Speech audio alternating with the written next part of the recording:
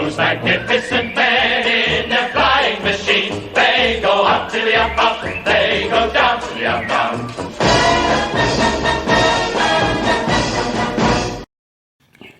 Okay, this is Darren.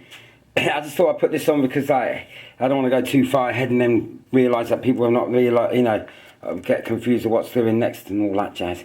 So, here's the rear of the fuse, as I said in the last video. Now it looks like an oil rig, which is quite cool. See? So it was there. And that's good. And as this gentleman did point out in one of the comments, I did make a see, that one's perfect. Yeah, this one, he was correct. Pardon me, that I shouldn't have set that one first in level like I showed in the other video. That one, yeah, by all means, because that's the main former. So I had to take that back off again. And then when I made up the oil rig, I put that in at the end. So it was nice and square then, as you can see. So thanks for that, mate, because I wouldn't have thought about it until later, So I'm glad you told me. So there you go. So what remains on this now is, just like I said before, I always put gussets in there, or plates, just to strengthen it, in case you have a bad landing. I know it's monotonous, you don't have to do it, and obviously it's not on the kit, but that's just what I prefer to do. I try to see, like you can see, I know the light's a bit bad there, it's the best one I've got really for it. So, as you can see in there, I'll put the finger up there, see? Oh no, because obviously, yeah, so you put them in there, it's just to strengthen it, that's all. So, that's that anyway. So as you can see, what's next to go on after the plates I've just mentioned, you can put your top formers on, but I tend to leave that till a bit later on, because I like to see what I'm doing. So, now we're on to the main bit of the fuse, the front part. So as you can see, I've done one there. Okay.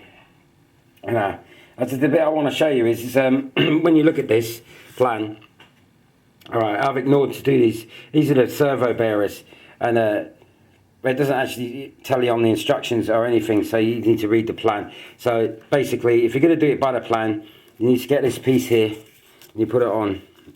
Alright, don't forget everything's mirrored. So this is the actual other end, if that makes sense. That's the front bit you've covered. But either way, to cut long story short, I'll turn it around.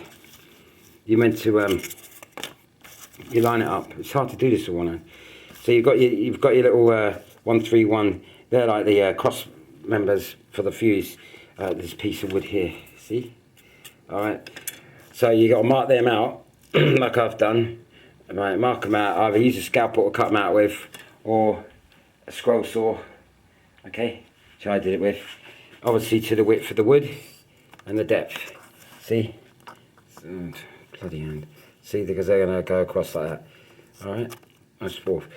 And obviously you mark one out, and like I did there, and then you cut it mirror image for the second one. Now, as you can see here, this is once it's all dried, you just trim that off. Okay, flat with the back of this. Okay, and that's exactly what you do. And then to glue it, I mean, I know this probably seems telling people silly, but if you put it on with the glue, use your white glue, just dab it all on, and then cross it over. You can use a bit of wood if you don't like using your fingers to smooth it all nice. So you've got an even film of try keeping it on the wood, an even film of glue, and when you put it down, it'll glue. Okay, it'll stick even. Okay, but like I said here, on this one, it shows you've got to do the same as that, cut them out to put the bearers, because that's where your servos go. But I prefer to put them just underneath, because it'll be more an adequate room to stick your servos on with the wing space there, you see, so you can get to access.